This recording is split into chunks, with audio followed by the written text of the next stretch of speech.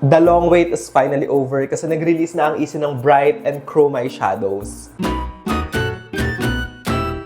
This is actually in collaboration with Snow, who is an amazing makeup artist. Ipa-flash ko sa screen yung works niya kasi super creative niya, talented, and just on point. Very editorial and high fashion.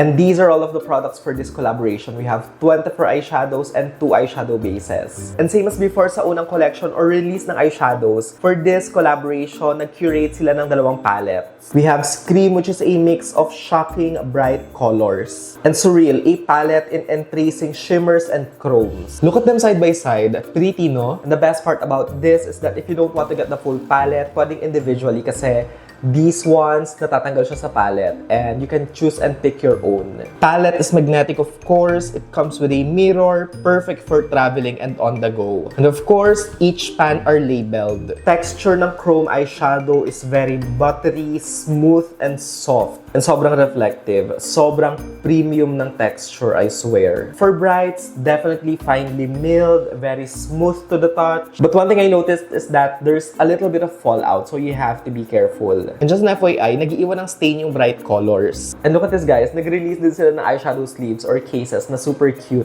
Great way to protect and determine kung ano yung eyeshadow. And for anything, actually, you can use this. And these ones right here are the final 2 products from this collaboration. And for this, yung tawag nila is Color Enhancing Eyeshadow Base. Comes in 2 shades, white base and black base. And this is how the formula looks like. It's very creamy and easy to blend. Also, can I just say na super love ko yung size nitong eyeshadow base kasi diba, you don't need a lot sa ganitong product. So, this one, even though small siya, I am sure can last you for quite some time.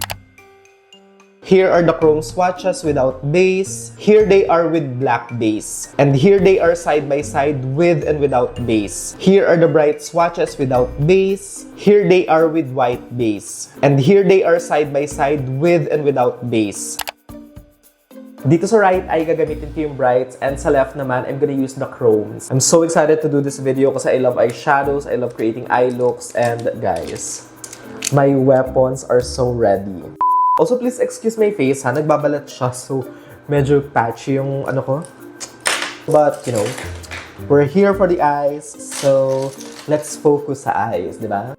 To start, maglalagay lang ako ng eyeshadow base. I'm gonna use the white one. And I'm just gonna dab this all over my lid. This isn't a first impression, by the way, kasi I played with some of the colors na dito. So more of a demo na lang tong part na to. And I'm going to start with the shade Shock. And guys, just look at that. Grabe. Ang intense ng pigment, especially with the base. I'm obsessed. This color is so nice. Also guys, I don't know kung anong eye makeup yung gagawin ko, so I'm just going with the flow. Let's just enjoy because yun naman yung purpose ng makeup. This next color is called Squirt. I love Squirt. Charot.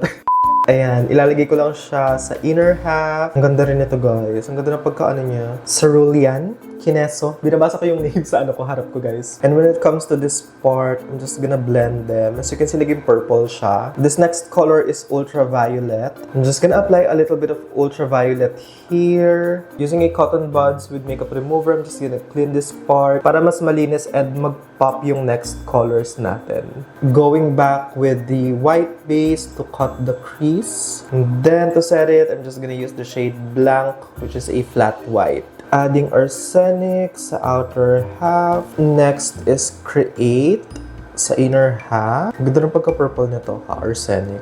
And then I'm gonna apply Hazard sa inner corner, which is a bright yellow. And also here sa brow bone, just to add a pop of yellow. Again, I'm gonna use this one for my other eye. And let's just do something fun. And for this base, guys, I'm literally just going to apply this all over the lid as high as I can. So that once we apply the chromes, talagang super mag-pop. I'm gonna start with the shade Absent. Shucks. Mamumura dapat ako.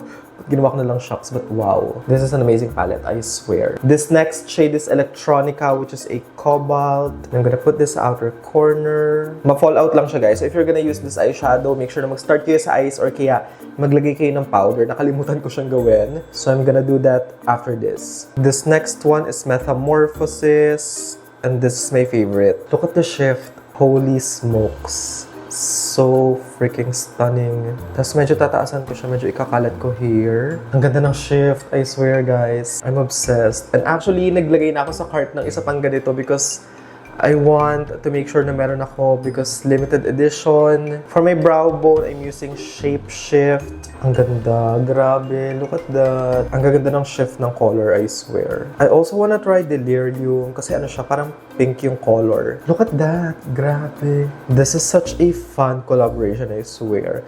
If you want to experiment with makeup, these two palettes, sobrang perfect. This one I'm applying is Patina and I'm gonna use this all over my lower lash line to smoke out. Parang base ko lang siya for my next colors. Adding Monarch on the center. This is a true gold, yellow gold. This one is Metamorphosis. And then let's apply Absinthe. And here we have it. These are the final looks. This is such a fun collaboration, I swear. And the main reason kung bakit nagustuhan ko and talagang na-appreciate tong collaboration na to is because, to be honest with you guys, I feel like 90 to 95% of local brands takot mag-release ng mga ganitong colors, ganitong product. Kasi diba, let's be honest, dito sa atin sa Pilipinas, yung mga tao takot gumamit ng kulay. Kaya usually, mga browns, neutrals, cool tones, ganun yung mabenta. Di ba kapag nagpunta ka sa mall, sobrang bihirang makakita ng ganitong colors. Slow and Easy is basically like breaking the barrier with this collection. They're opening up new ideas, new concept. I am no expert when it comes sa mga chromes, ganun, kasi I only have quite a few sa collection ko. But these ones, para sa akin guys, for the amount you are paying, super sulit kasi maganda yung quality. Again, yung texture niya, very buttery, soft. Finishes are amazing, sobrang reflective, and talagang true to color, especially kapag ka merong base. Brights are super fun and very nostalgic kasi it's giving watercolor. Ganun yung vibe. I think both of these, naging issue ko lang is yung fallout, but to be honest, not a big deal kasi even yung mga brands na meron ako, Korean or even mga Natasha Denona na ganun, minsan may fallout din. And mabilis naman siyang gawa ng paraan. So if you're gonna use these, all you have to do is, of course, pwede kayo mag-start sa eyes or kaya maglagay kayo ng powders sa ilalim para kapag kami nalaglag na eyeshadow, you can just dust it off. Ganon. In terms of favorites, to be honest, both of them are amazing. But personally, for me, as a smoky girl, someone na mahilig mag-glam and talagang sparkly, shimmery, definitely dito ako sa mga chromes. Anyway, that is it for today's video. And of course, before I end this, I want to say congratulations, Issy, Joel, and Slow for this amazing, amazing collaboration. As always, you guys did not disappoint. I'm so happy. My heart is so happy. And again, like I've said kanina, I'm gonna buy a palette again. Itong mga shimmers. Kasi isang buo nito guys, 999 pesos lang. Of course, for those of you as well na gustong bilhin to or any of the products na feature ko, just check the description box. Ililink ko all of the items. Thank you guys so much for watching. I love you all so much and kita-kits sa susunod.